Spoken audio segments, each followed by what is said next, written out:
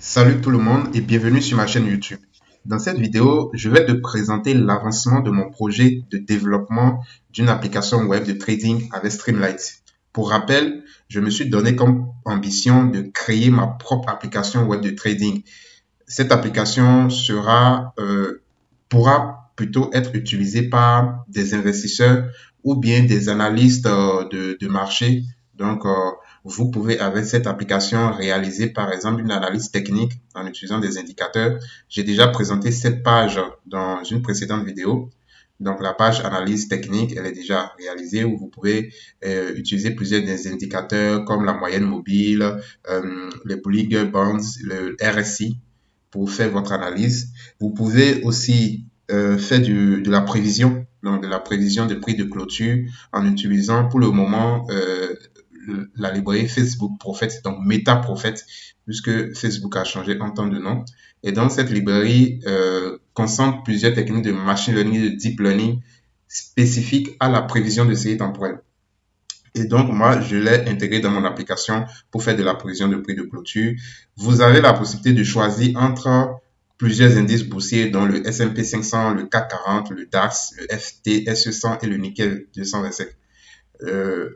Ce que je vais te présenter aujourd'hui, c'est la page Asset Allocation. Asset Allocation, c'est quoi? J'en ai déjà parlé brièvement dans une précédente vidéo sur le robot advisor. Aujourd'hui, il y a des robots intelligents, donc des intelligences artificielles qui vont te permettre d'investir en bourse de manière optimale. Et donc, l'allocation d'actifs, en fait, consiste à répartir son capital d'investissement entre plusieurs actifs ou plusieurs catégories d'actifs, d'accord? Et ceci en fonction de plusieurs paramètres comme la tolérance au risque de l'investisseur en lui-même, le capital dont on dispose, etc., etc. Il y a plusieurs paramètres qui vont rentrer dans la stratégie d'allocation d'actifs. Il y a plusieurs aussi techniques statistiques et de machine learning qui peuvent être utilisées pour optimiser en fait cette allocation d'actifs. Et il y a des grandes théories mathématiques qui sont derrière cette technique-là. Je ne vais pas te la présenter aujourd'hui.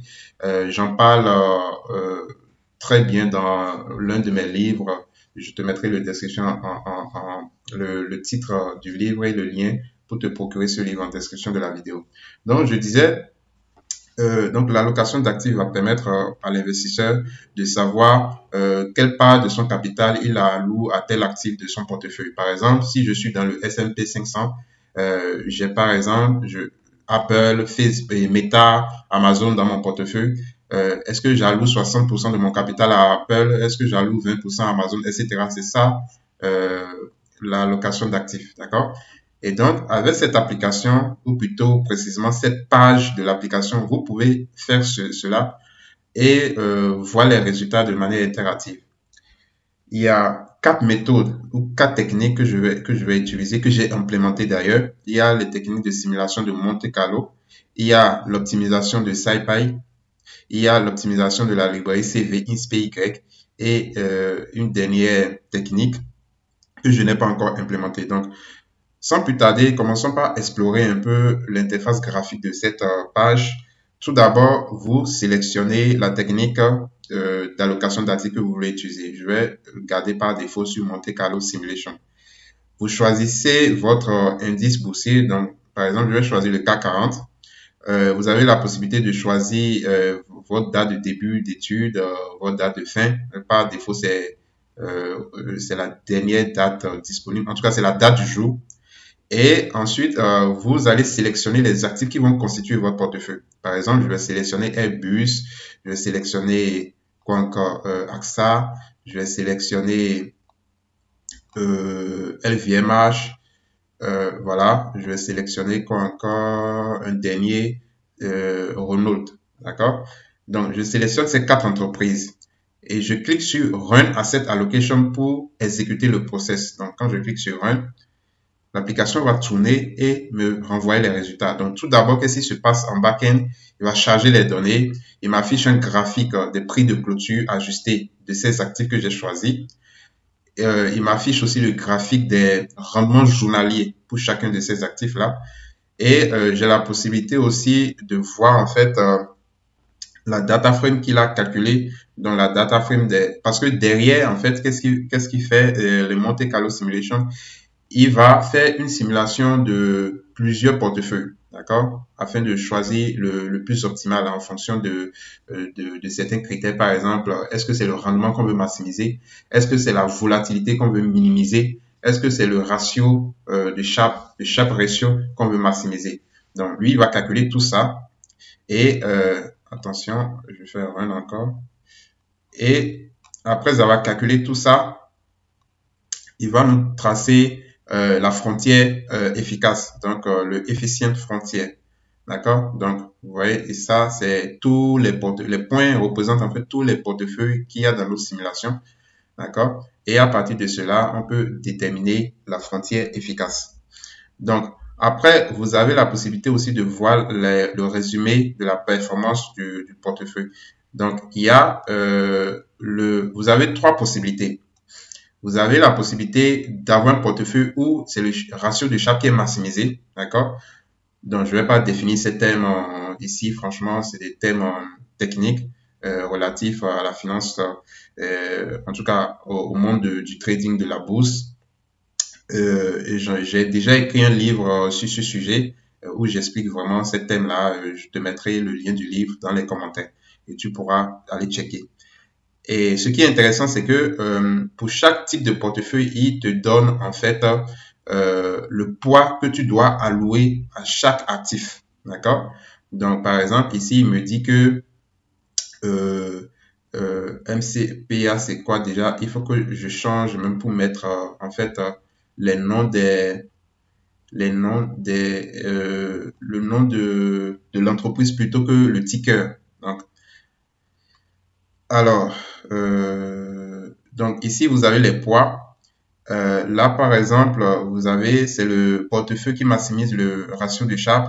Le portefeuille, en tout cas, le portefeuille le plus performant aura un rendement de 24%, 24,37%, une volatilité de 26,55%, un ratio de Sharpe de 0,91, 91,78%. Donc, il te donne combien le poids de chaque actif de ton portefeuille. Vous avez aussi la possibilité d'avoir un portefeuille où vous avez la volatilité minimale. D'accord? Donc, pour ce type de portefeuille aussi, il te donne le poids que tu dois allouer. Et vous avez un dernier type de portefeuille où vous dites que de toute façon, c'est le rendement que vous voulez maximiser. Dans ce cas aussi, il te donne le poids que tu dois allouer à chaque actif de ton portefeuille pour avoir le rendement maximal. Par exemple, ici, pour ce portefeuille avec rendement maximal, tu auras un rendement annuel de 25,31%. D'accord? Voilà. Donc, ça, c'est très intéressant. On peut faire rapidement un autre exemple. Je vais prendre le S&P 500 avec des actifs que je connais quand même bien. Je vais prendre Adobe, je vais prendre Airbnb, je vais prendre Apple. Apple est où? Voilà, je prends Apple. Je clique sur Run Asset Allocation. Donc, comme d'habitude, en tout cas, il va charger d'abord les données en back-end, tout ça, me tracer les graphiques, ça, quelle que soit la technique que vous allez choisir, il va faire cela. Et ensuite, il va tracer la frontière efficace et j'ai le résultat de performance de mon optimisation. Donc ici, par exemple, il me dit, pour le portefeuille où je maximise le ratio de Sharpe, je mets pratiquement tout dans Adobe, en fait. Donc Adobe, il me dit, il faut mettre 98,37% de mon capital d'investissement dans Adobe. D'accord? Et le reste, je vais le répartir entre Apple et Airbnb. Airbnb, il me dit pratiquement 0%. D'accord? Si je veux minimiser la volatilité, il faut plutôt que voilà, là c'est toujours Adobe, mais je dois placer 79,78% cette fois-ci, 16% dans Apple et le reste dans Airbnb. Et si plutôt c'est le rendement que moi je veux maximiser, il me dit je mets pratiquement tout dans Adobe, quoi. Voilà. Donc ça, c'était les techniques de Monte Carlo. Elles ont plutôt leurs avantages et leurs inconvénients. On va pas en discuter dans cette vidéo. Et il y a un autre type d'optimisation, l'optimisation avec la librairie SciPy, d'accord, de Python. Donc tout est développé avec Python naturellement, puisqu'on travaille avec une framework de Python qui est Streamlit. Je fais Run Asset Allocation, je garde les mêmes actifs. Donc là, j'ai toujours les prix de clôture ajustés, les rendements journaliers, et il va me sortir les résultats. Donc, il fait de l'optimisation derrière en back-end. Donc, c'est des codes que j'ai écrits derrière. Et j'aurai une data frame qui va m'afficher tous les résultats, donc tous les portefeuilles qu'il a calculés, toutes les simulations qu'il a effectuées et après les résultats aussi de performance. D'accord? Et c'est la même chose aussi pour le reste des techniques. Donc, je ne vais pas exécuter, c'est la même chose. D'accord? Et donc, ça veut dire que vous allez pouvoir comparer les résultats, d'accord, de chacune de ces techniques. La seule technique que je n'ai pas encore fini d'implémenter, c'est la dernière technique, Eureka Risk Parity. Donc, chers amis, voilà mon projet. Dites-moi en commentaire ce que vous en pensez. Et ce que j'ai envie de faire de ce projet, c'est l'utiliser pour faire la mise à jour de mon livre sur l'analyse du risque de portefeuille. D'accord, c'est comment déjà je l'ai appelé ce livre, j'oublie même. Je vais rapidement sur amazon.fr pour retrouver le livre. Donc, en attendant que ça charge, je tape tout simplement Georges Afoda. Et là, vous allez voir tous mes livres. Alors, je parle de ce livre, Analyse financière et gestion des risques avec Python. Donc, l'idée, en fait, de ce projet, c'est un grand projet, hein, c'est une multi-app et derrière, c'est beaucoup de documentation et j'ai envie de tout partager avec vous.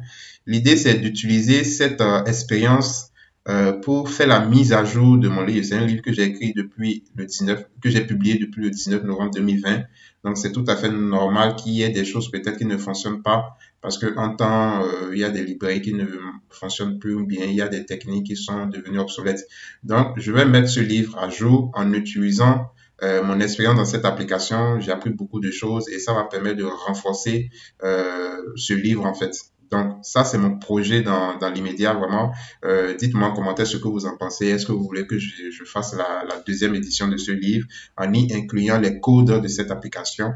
Dites-le moi en commentaire. Si j'ai plusieurs encouragements, ça va vraiment me motiver à le faire malgré toutes mes occupations. Il faut savoir que je suis consultant en entreprise, donc j'ai des clients et ça m'occupe beaucoup. Mais je trouve quand même un peu de temps pour vous faire part de mes projets personnels et pour vous partager aussi mes connaissances sur cette chaîne YouTube. Donc, tout ce que je vous demande, c'est de vous abonner si ce n'est pas encore fait et surtout activer la cloche de notification pour être informé de mes prochaines publications. Pour finir, je vais vous montrer rapidement la page forecasting. J'en ai déjà parlé dans une vidéo. Donc, finalement, j'ai gardé pour le moment le Prophet comme un seul processus de modélisation. Si vous avez des idées d'autres processus de modélisation, j'aimerais les entendre et cela me permettra d'améliorer l'application. Donc, c'est une multi-app. Et la dernière partie que je compte faire, c'est le backtesting. Donc, avec l'application, vous allez pouvoir aussi faire vos analyses backtesting. Alors, pour finir, vraiment, je tiens quand même à vous montrer le code, en fait. En tout cas, une partie du code. Donc, j'utilise Visual Studio Code pour le développement. Là, vous avez mes pages, donc vous avez chaque page, donc vous avez la page d'accueil, le home, vous avez aussi chaque sous-page en fait je vais dire, d'accord. Donc là je suis sur le asset allocation où ça a nécessité quand même d'écrire beaucoup de code et ce n'est pas encore fini. Là je suis à 374 lignes et je n'ai pas encore fini de remplir le code pour la dernière technique d'optimisation. Et le fichier utile où j'ai stocké mes fonctions ne fait que s'agrandir. D'accord? Donc, vous voyez, c'est du sérieux, quoi. C'est un projet, c'est pas un petit projet. C'est un projet vraiment où j'écris beaucoup de code. Et je vais tout partager avec vous, sûrement dans la deuxième édition de mon livre, Analyse et gestion des risques avec Python. Donc ça, c'est mon projet. Donc, encouragez-moi à le faire et je vais certainement le faire. Merci de m'avoir suivi et à très bientôt.